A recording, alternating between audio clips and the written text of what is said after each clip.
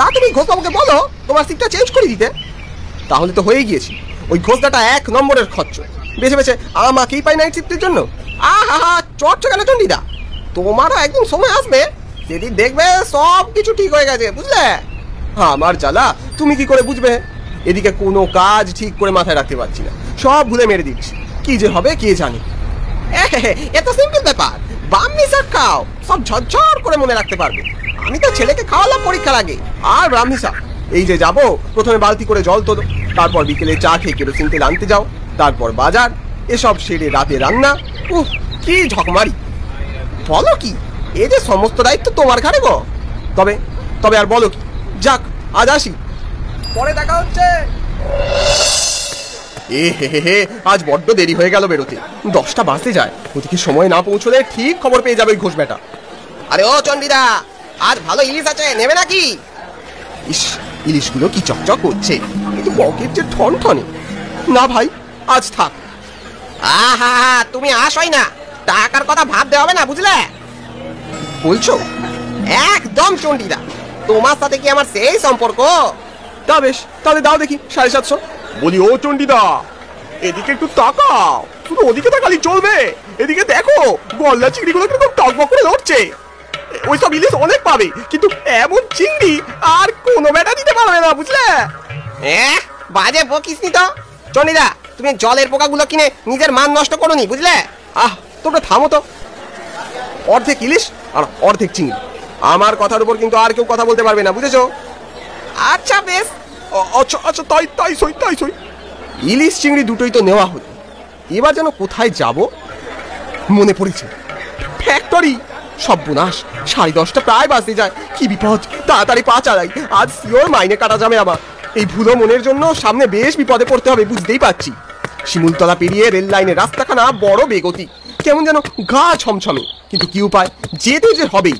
ওই রাম ছাগল ঘোষের পাল্লায় পড়েছি, রাতে পুরো কারখানা পাহারা দিতে হবে। কেন রে, আর লোক পাস না? যত আহাম্মক।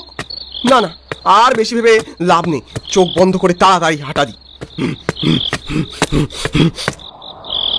এই হলো সেই খটখটে বেল গাছ, একখানাও পাতা নেই, কিন্তু 3টে বেল ঝুলছে কিরকম ভূতের মতো।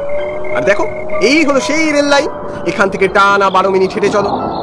লাইনে আবার একটি ট্রেন আসে, তা আবার অচল ভাঙাচোরা। আরে আরে আরে, ব্যাপারখানা ঠিক বুঝতে পারলুম না তো। আজ কোনো শব্দ নেই পুরো চত্বর জুড়ে, ভূতগুলো সব পিকনিক করতে গেল নাকি? যাক, ভালোই হয়েছে, আজকে বাঁচোয়া। দাদা, ও দাদা। কে? এই যে আমি। পিলপিলে রোগা লোকটার বিধ্বস্ত চেহারা, জামা প্যান্ট ছেঁড়া, চুলগুলো উস্কো খুস্কো ধুলোময়, চোখের তলায় কালশিটে, দুহাত দিয়ে একটা ভারী বস্তাকে কোনো রকমে ধরে আছে, মুখে বিড়ি গোজা। কে এই লোক? আরে ও দাদা, আগুন হবে? না, আমি এসব খাই না। কি লোক মাইরি, একটু আগুন চাইলাম তাও দিতে পারলো না। বলে এই লোকটা একটু পা ঘষে ঘষে রেল লাইনের সামনে গেল, তারপর বস্তাখানা খুব জুৎসই করে রেখে এগিয়ে গেল সামনে। আরে মশাই, ও মশাই, বস্তাখানা রেখে যাচ্ছেন কোথায়? কি রে বাবা, আজব লোক তো, আজ তো বস্তাটা রেখে যাচ্ছে কোথায়? যা। লোকটা অন্ধকারে চোখের পলকে থাক। আমি পা চালিয়ে বস্তাটার দিকে এগিয়ে গেলাম, অন্ধকারে মুখ বাড়িয়ে বস্তাটার দিকে তাকালাম। ঠিক তখনই আমার মনে কু ডাকতে লাগলো, বস্তায় বুঝি লাশ আছে? হ্যাঁ, এত রাতে লোকটা কি বস্তায় করে মন্ডা মিঠাই আনবে? ভাবনাটা মাথায় আসতেই শিউরে উঠলাম। ওরে বাবারে, কি ভয়ঙ্কর কাণ্ড! তাহলে আমি এখানে কি করছি?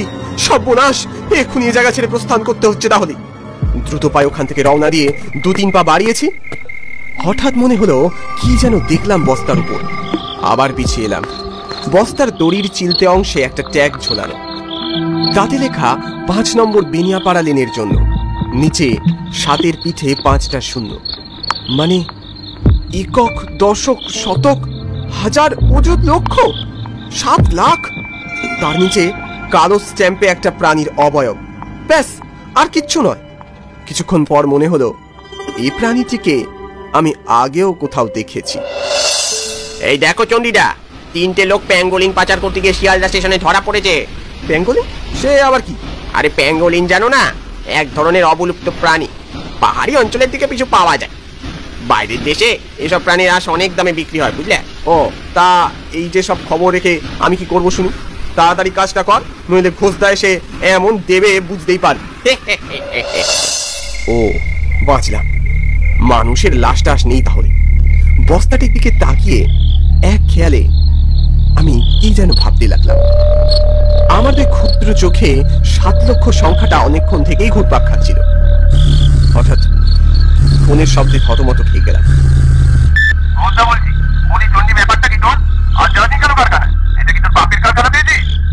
সাথে সাথে মাথায় রক্ত চড়ে গেল।